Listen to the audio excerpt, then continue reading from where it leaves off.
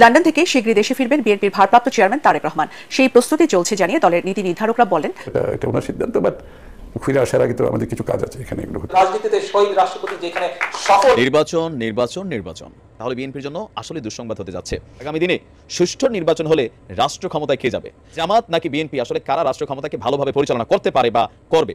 আসসালামু আলাইকুম সম্মানিত দর্শক শ্রোতা, অনেক গুরুত্বপূর্ণ ভিডিও। আপনাদের সকলেরই মনে একটা প্রশ্ন, নির্বাচন হলে ক্ষমতায় কে বসবে? দর্শক শ্রোতা, অবশেষে গোপন সূত্রে পাওয়া গেছে ক্ষমতায় কে বসতে চলেছে, বিএনপি, জামাত নাকি অন্য কোনো রাজনৈতিক দল। আওয়ামী লীগ তো নিষিদ্ধ, তিনি নির্বাচনে আসতে পারবে না। দর্শক শ্রোতা, গোপন সূত্রে আমরা এটাই পেলাম যে ক্ষমতা পেতে যাচ্ছে জামাত, বিএনপি না। আপনারা অনেকেই বলবেন বিএনপি জামাত তো এক, কিন্তু দর্শক শ্রোতা, বিএনপি জামাতের মধ্যে ইতিমধ্যে একটা দ্বন্দ্ব লেগে গেছে। গোপন সূত্রে আমরা এটাই খবর পেলাম ক্ষমতা পেতে যাচ্ছে জামাত, বিএনপি না। তাহলে বিএনপি কি দল শেষ, বিএনপির কপাল পুলরো? দর্শক শ্রোতা, এটাও আমরা খবর পেয়েছি খুব শীঘ্রই, অতি দ্রুত জনাব তারেক রহমান বাংলাদেশের পথে রওনা দিচ্ছেন। বাংলাদেশে তার মামলা হামলা যেগুলো ছিল সেগুলো প্রায় খালাসের দিকে। তারেক রহমান খুব শীঘ্রই বাংলাদেশে রওনা দিবেন, কারণ বিএনপির এখন একটি মাথা দরকার, ধরে রাখার একটি লোক দরকার। এই জন্য তারেক রহমান খুব শীঘ্রই বাংলাদেশের পথে রওনা দিবেন, কারণ গোপন সূত্রে পাওয়া গেছে জামাত ক্ষমতা পেতে যাচ্ছে, ডক্টর ইউনূস পদত্যাগ করে নির্বাচন দিবে। যাই হোক, বিস্তারিত ভিডিওটি রয়েছে, আপনারা দেখলেই বুঝতে পারবেন কে ক্ষমতা পেতে যাচ্ছে। আপনাদের অনুরোধ করতেছি ভিডিওটি সম্পূর্ণ মনোযোগ সহকারে দেখার জন্য। বেশি কথা না বাড়িয়ে আমরা ভিডিও ক্লিপে চলে যাই, আপনারা মনোযোগ সহকারে ভিডিওটি দেখতে থাকুন। নির্বাচন এতদিন যাবৎ, গত 15 বছর যাবৎ সোশ্যাল মিডিয়াতে আমরা দেখছিলাম যে বিএনপি, জামায়াত, পাশাপাশি অন্য যে দলগুলো আছেন যারা আওয়ামী বিরোধী শক্তি রাজনৈতিক দল হিসাবে, তারা মোটামুটি সবাই একজোট হয়ে ফেসবুকে নানান ধরনের অ্যাক্টিভিটিস চালিয়েছেন আওয়ামী লীগ সরকারের বিরুদ্ধে। পাশাপাশি যে বৈষম্য বিরোধী আন্দোলন হয়েছে সেখানেও কিন্তু সরব উপস্থিতি ছিল প্রত্যেকটা দলেরই রাজনৈতিক কর্মীদের। এখন দিন শেষে যখন আওয়ামী লীগ সরকারের পতন হয়ে গেল, এখন পালাবদলের প্রশ্নে সামনে আসছে কে যাচ্ছে রাষ্ট্র ক্ষমতায়।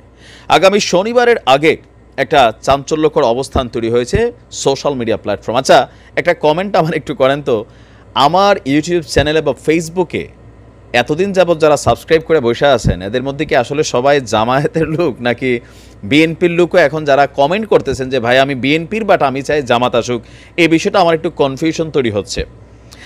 গত 2 দিন যাবৎ আমি যে 2টা ভিডিও দিয়েছি, পাশাপাশি পিনাকি দাদা তিনি যে ভিডিওগুলো দিয়েছেন, সেইখানে কমেন্ট সেকশনে ঢুকলে মনে হচ্ছে যে সোশ্যাল মিডিয়াতে যেই পরিমাণ জামাতের সরব উপস্থিতি, আসলে মাঠ পর্যায়ে এই পরিমাণ জামাতের ভোটার কি আসলে আছে? যদি থাকে তাহলে বিএনপির জন্য আসলে দুঃসংবাদ হতে যাচ্ছে। দেখেন, যে রাজাকার ইস্যুতে শেখ হাসিনার পতন হয়েছে, ওই শব্দটাকে একটু পরিবর্তিত রূপে মির্জা ফখরুল ইসলাম বললেন যে জামাত নামটা নেন নাই, যে স্বাধীনতা বিরোধী শক্তিদেরকে সমর্থন করা যাবে না। এর পাশাপাশি নির্বাচন ইস্যুতে যেই প্ল্যাটফর্মটা তৈরি হয়েছে, প্রশ্ন হচ্ছে যে আগামী দিনে সুষ্ঠু নির্বাচন হলে রাষ্ট্র ক্ষমতায় কে যাবে। প্রেডিকশন বলছে, আমরা সোশ্যাল মিডিয়া প্ল্যাটফর্মের প্রেডিকশন যদি দেখি, আপনি যতগুলা প্ল্যাটফর্ম আছে, বিভিন্ন পোস্ট আছে নিউজ পত্রিকার, তারপর হচ্ছে যারা আমরা কন্টেন্ট ক্রিয়েট করি বা ইউটিউবে আমরা ভিডিও আপলোড করি, কমেন্ট সেকশন সম্পূর্ণ জামাতে ভরপুর। বিএনপির লোকও বলছে, জানি না তার অরিজিনালি বিএনপি কিনা, অনেকে একটু কৌশলে আছে, জামাতের লোকই না ভাই আমি বিএনপি, আমি চাই জামাত আসুক, এরকম যদি হয় তাহলে ঠিক আছে। আর একটা আছে যে না, অরিজিনালি বিএনপির লোকই চাচ্ছে জামাত আসুক। তো এই প্রেডিকশন কিন্তু একটা কি বলা হয় যে লক্ষণ দেখা দিচ্ছে যে রাষ্ট্র ক্ষমতায় কি জামাত আসবে কিনা। এখন আসুন তুলনামূলক আমি একটু ক্যালকুলেশন করি যে জামাত নাকি বিএনপি, আসলে কারা রাষ্ট্র ক্ষমতাকে ভালোভাবে পরিচালনা করতে পারে বা করবে। প্রশ্ন হচ্ছে যে যদি আপনি সংখ্যাগরিষ্ঠতার দিক থেকে ক্যালকুলেশন করেন, আওয়ামী লীগ, বিএনপি তাদের সমর্থন সবচেয়ে বেশি। মাঠে আপনি কর্মী দেখতেছেন না, ডাজন্ট ফ্যাক্ট, কিন্তু তাদের সমর্থন বেশি। এরপরে ছিল জামাতের সমর্থন। কিন্তু গত 15 বছরে আজকের দিনে এসে মনে হচ্ছে প্রেক্ষাপট বদলাই গেছে। আই ডোন্ট নো প্রেক্ষাপট কি বদলাই গেছে কিনা।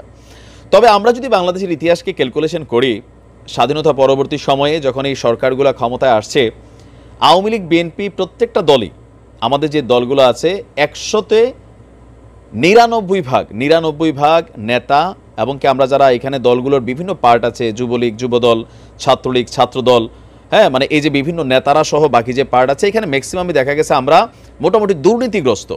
ইভেন ক্ষমতার অপব্যবহার, চাঁদাবাজি, বিভিন্ন জায়গায় টোল আদায়, কলেজ ক্যাম্পাসে মানে কি বলে যে অস্থির রাজনীতি, এরকম অনেক কিছু দেখেছি। যেই তুলনায় জামাতের এই জিনিসটা একটু কম, এটা কিন্তু সত্য।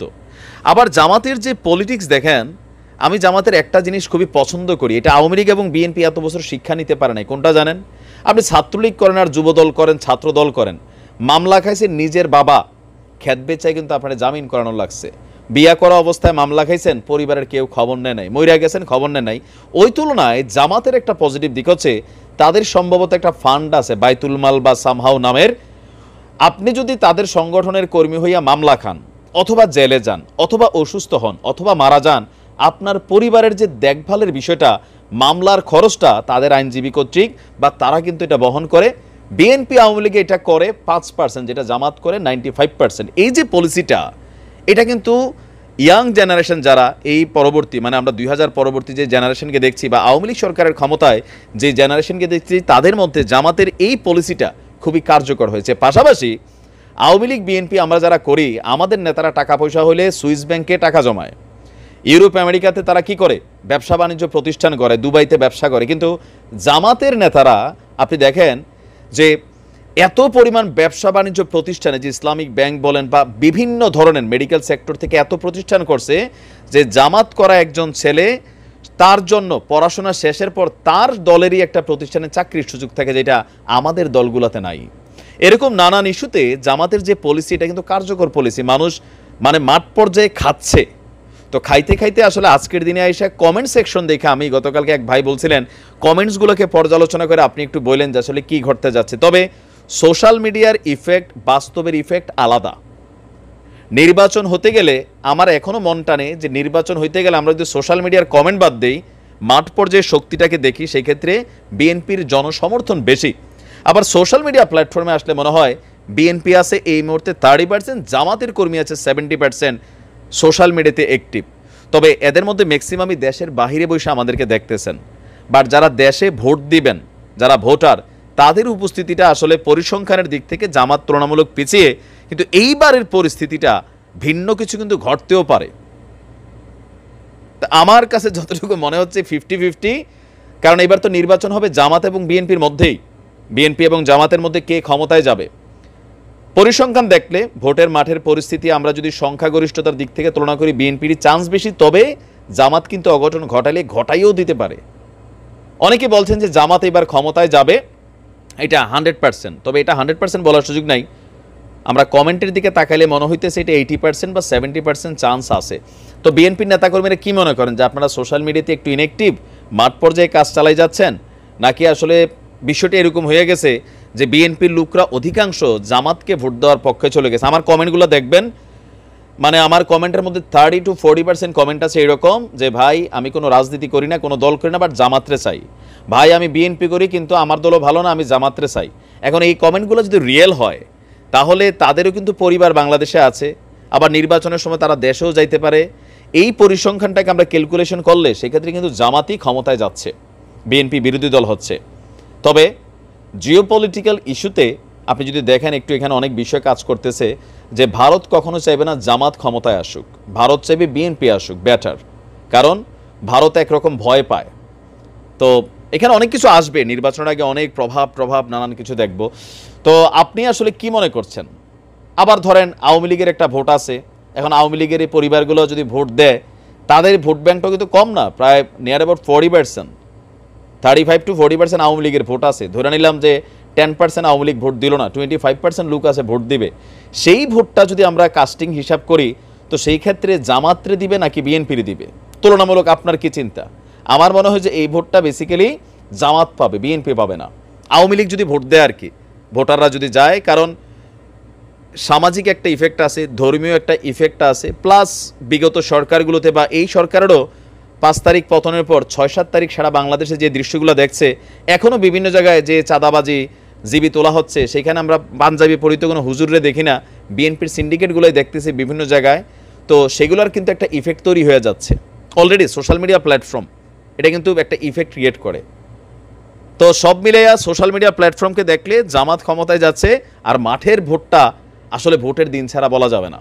তা আপনারা কি বলছেন? আমি ভাই ক্ষুদ্র মানুষ, কমেন্টে জানাবেন। আসসালাম। সম্মানিত দর্শক শ্রোতা, আপনারা বিস্তারিত ভিডিওতে দেখতে পারলেন নাইম ভাই এই সম্পর্কে বিস্তারিত আলোচনা করলো কে ক্ষমতা পাবে, নির্বাচন যদি হয়, সঠিক একটা নির্বাচন যদি ডক্টর ইউনূস সাহেব দেয়, মানে নির্বাচনের মাধ্যমে কোন সরকার আসতে পারে। আপনারা ইতিমধ্যে ক্লিয়ার হয়েছেন, জামাত ক্ষমতায় আসতে পারে। বিএনপির অতটা জনপ্রিয়তা এখন নেই, জামাত যতটা জনপ্রিয়তার মধ্যে আছে। আর আওয়ামী লীগ তো নির্বাচনে না আসার সম্ভাবনাই বেশি।